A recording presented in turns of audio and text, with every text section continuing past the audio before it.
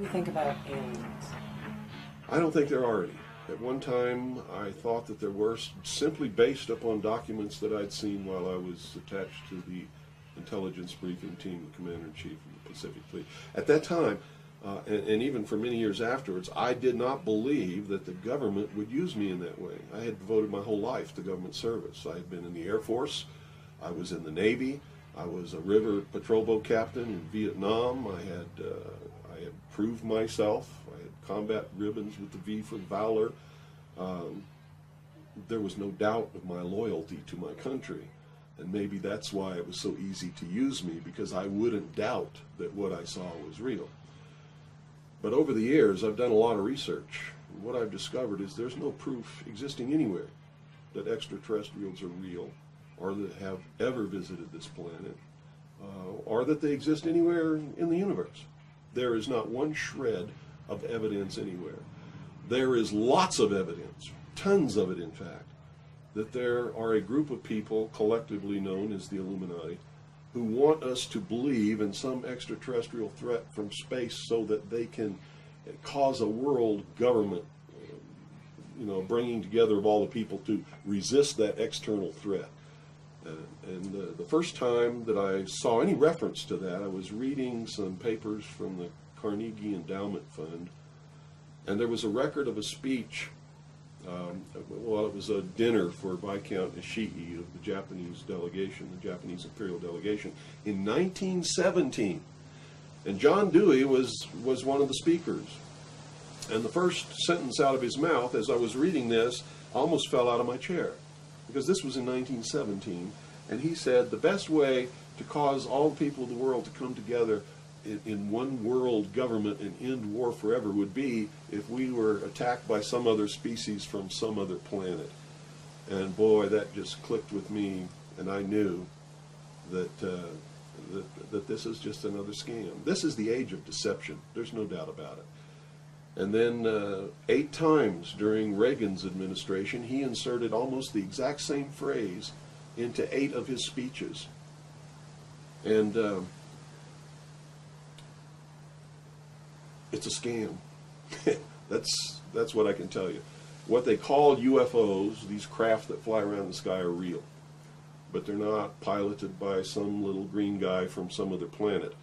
They're owned and operated by the United States of America for one, the Soviet Union for another, probably Great Britain, Canada. I think the first really operable ones were probably manufactured in Western Canada, in the wilderness, in a place especially built to create those machines, like we created the Manhattan Project, and the same kind of secrecy surrounded it.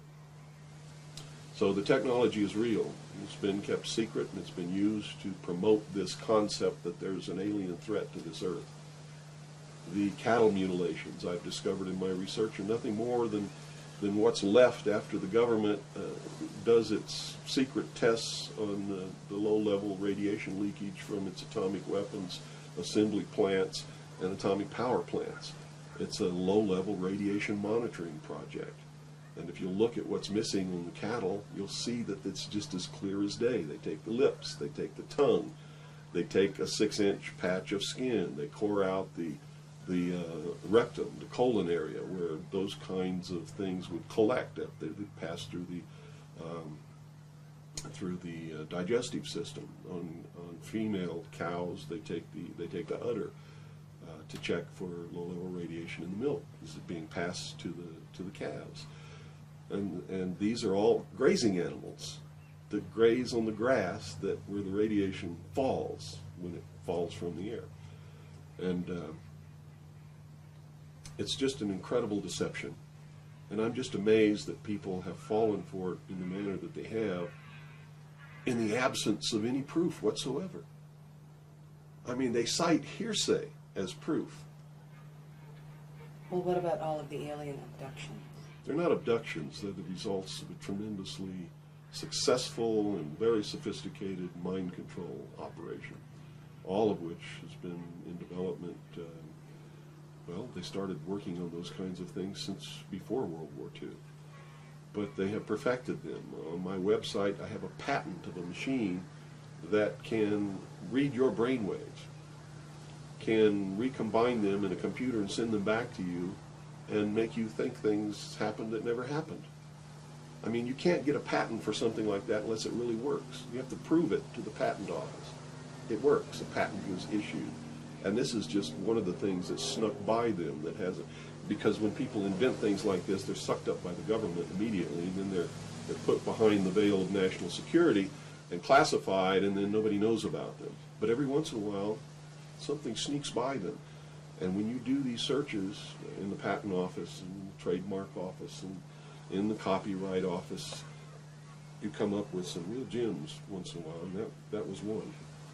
Also, the congressional investigations into the intelligence community has revealed the existence of these programs. I mean, there's no secret about it. It's documented. Project Artichoke, Project MK Ultra, MK Naomi. I could go on and on and on all day long.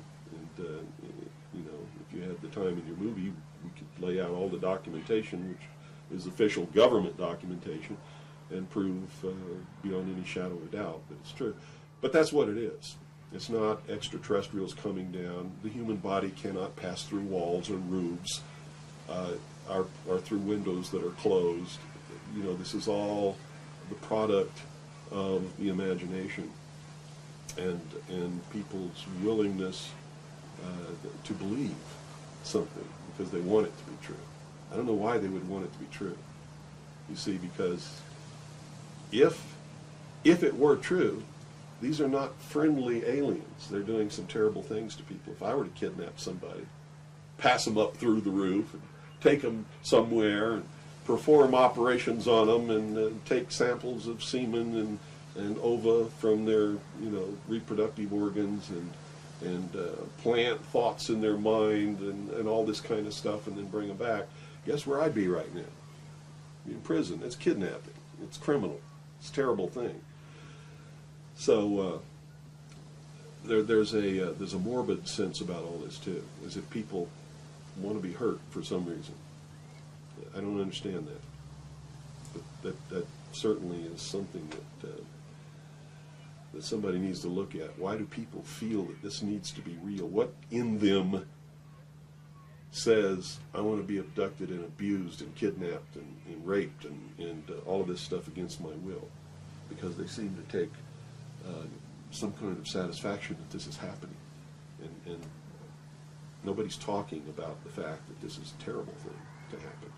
If I were to do that to you, you wouldn't be too happy, would you? But somehow it's okay if an alien does it? I don't think so. It's all bullshit. It's a lie.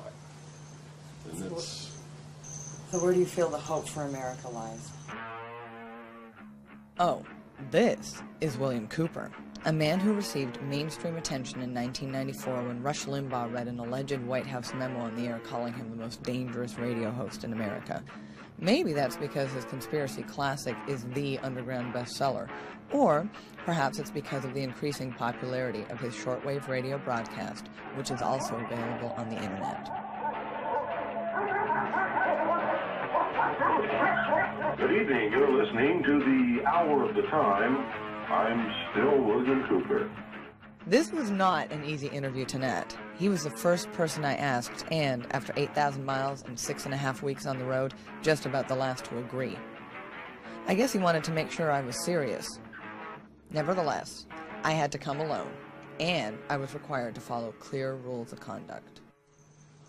Well, at this point, I've done so much research on this. I have to tell you, there's only one way this is going. There's going to be a civil war in this country. And I hope the outcome of the war will be the reinstatement of constitutional Republican government.